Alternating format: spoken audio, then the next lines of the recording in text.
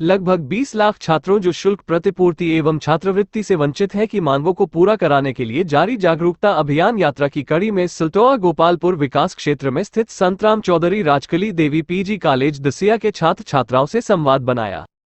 मेधा प्रवक्ता दीनदयाल तिवारी ने छात्रों को संबोधित करते हुए कहा कि सर्वोच्च न्यायालय के आदेशानुसार अनुसूचित जाति जनजाति की भांति सामान्य एवं पिछड़े वर्ग के छात्रों को शुल्क प्रतिपूर्ति एवं छात्रवृत्ति दिए जाने का प्राविधान है। उत्तर प्रदेश में वर्ष 2017 से सत्र 2021-2022 तक अनेकों पात्र छात्र दशमोत्तर शुल्क प्रतिपूर्ति एवं छात्रवृत्ति से वंचित हैं। उनकी कोई सुनवाई नहीं हो रही है। अनुसूचित जाति एवं जनजाति के पात्रता की आय सीमा 2.5 लाख रुपए निर्धारित है। ऐसी स्थिति में सामान्य एवं पिछड़े वर्ग के छात्रों की आय सीमा भी सर्वोच्च न्यायालय के आदेशानुसार 2.5 लाख रुपए वार्षिक किया जाए। कहा कि सभी वर्गों के छात्रों के लिए परीक्षा परिणाम के प्रतिशत की बाध्यता समाप्त किया जाए। कहा कि पूर्व की भांति अनुसूचित जाति एवं जनजाति के छात्रों को दशमोत्तर कक्षाओं में सभी शिक्षण प्रशिक्षण संस्थाओं में शून्य बैलेंस पर दाखिल सुनिश्चित करने के साथ ही लाभार्थियों के आवेदन पत्र प्रक्रिया की जटिलता को समाप्त कर लाभ उपलब्ध कराया जाए। उन्होंने छात्रों का आह्वान किया कि वे अपने अधिकारों के लिए जागरूक हों और सरकार पर लोकतांत्रिक ढंग से दबाव बनाएं जिससे छात्रों को छात्रवृत्ति और शुल्क प्रतिपूर्ति का लाभ मिल सके। जागरूकता यात्रा में दीनदयाल त्रिपाठी के साथ उमेश पांडेय, मुन्ना, प्रतीक मिश्र, रुद्र आदर्श पांडेय, राहुल तिवारी, शुभम चौबे, शिवम चौबे, हरिओम पांडेय, राहुल उत्कर्ष तिवारी, राज गोस्वामी, गिरीश चंद्र गिरी, पंकज गोस्वामी, अखिल त्रिपाठी, अंकित उपाध्याय, आयुष उपाध्याय, आकाश विश्वकर्मा, प्रांजल श्रीवास्तव, अमित उपाध्याय आदि शामिल रहे। और 31 मई 2008 29 मई को सामान्य वर्ग का और 31 मई 2008 को पिछड़े वर्ग की छात्रवृत्ति एवं फीस प्रतिपूर्ति की सुविधा खत्म कर दी गई थी। उस समय मेधा के संस्थापक अध्यक्ष स्वर्गीय श्री लक्ष्मीकांत शुक्ला जी, पूर्व IAS, उन्होंने उत्तर प्रदेश सरकार से रिट याचिका दायर करके माननीय उच्च न्यायालय से लेकर उच्चतम न्यायालय तक विजय हासिल करके शुल्क प्रतिपूर्ति और छात्रवृत्ति का हक दिलाया।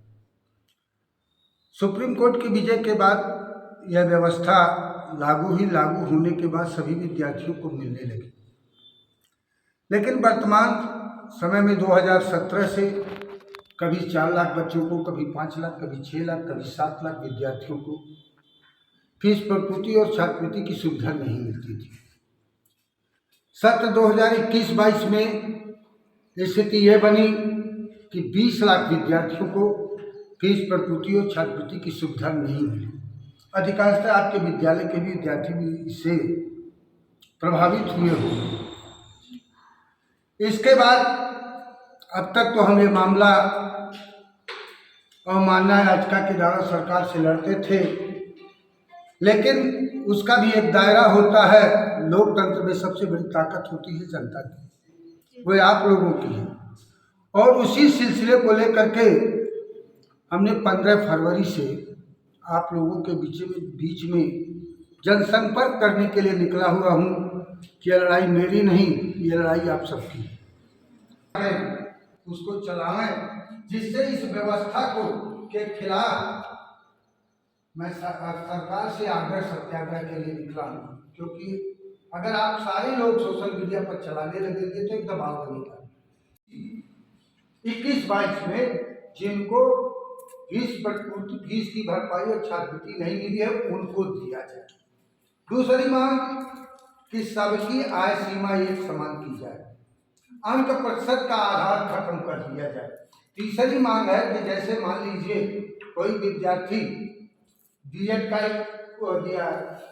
टेस्ट दिया, टेस्ट देने के बाद B.Ed में आ गया, उधर MA में एडमिशन ले लिया है और MA में एडमिशन लेने के बाद अगर वहाँ स्कॉलरशिप का फॉर्म भर दिया है तो ऐसी स्थिति में उसको उस कॉलेज की छात्रवृत्ति मिले जहाँ वो अंतिम में जा रहा हो, अपने आप एफिडेविट लगा करके समाज कल्याण से अपना जो पुराना आवेदन है उसको निरस्त करा सके। ऐसी स्थिति है बहुत से लड़के बहुत से बच्चे ऐसे हैं इंटर कॉलेज से पास होकर के डिग्री कॉलेज में एडमिशन लिए, किसी का इंजीनियरिंग में हो गया, किसी का मेडिकल में हो गया, कहीं कहीं हो गया, लेकिन उनकी स्थिति है अगर वो छात्रवृत्ति का फॉर्म भर दिए हैं तो ये आता है कि पुराने आधार पर उनका निरस्त कर दिया जाता है, वो भी खत्म किया जाए। ये भी हम मुख्यमंत्री प्रधानमंत्री सबको चिट्ठी लिख चुके हैं। 2 जगह नहीं लगा सकते। और एक बात, दूसरी चीज, एक पिता के 2 बच्चे हैं, कोई इंजीनियरिंग कर रहा है, कोई मेडिकल कर रहा है, कोई बीएड कर रहा है, कोई डिग्री कॉलेज में है, तो उसको ये कहते हैं ओरिजिनल कॉपी हर जगह कहाँ रखें, जब सारी चीजें इंटरनेट पर मौजूद है। आप छायाप्रति का चेक कर लो, चेक करने के बाद जो स्थिति बनती है उसको करो।